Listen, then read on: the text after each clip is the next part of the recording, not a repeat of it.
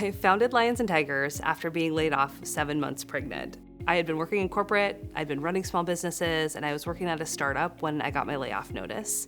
And as the breadwinner for my family, I looked around at my options, trying to figure out what I was going to do with my career, this life that I had built.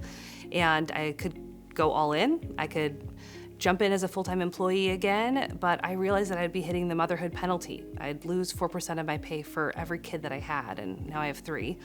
Or I could go all out and join the 50% of women in tech who drop out by the age of 35.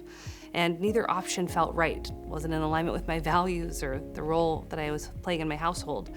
And so I joined the independent workforce as a plan B. Now nearly half of America works this way, but back then it felt really scary. But as I got there and I started freelance consulting, being a marketing consultant, I realized the kind of agency that it gave me, the freedom of choice and pace. I also looked around at a bunch of these enterprise clients I was working with, and I saw the gaps across their organizations where they needed fractional, specialized skill, people who are really good at what they do, but just need a little bit more flexibility like me.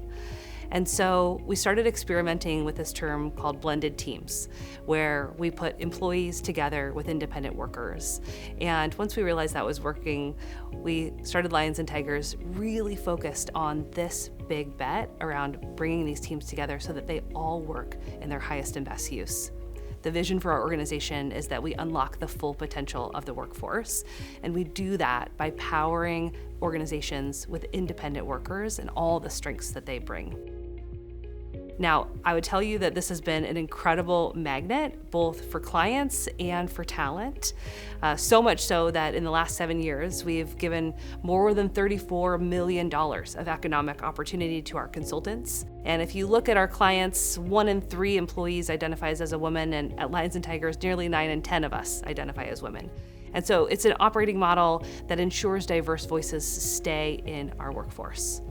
Now, as we look forward, we know that the importance of automation and these talent shifts are all changing the way that we work.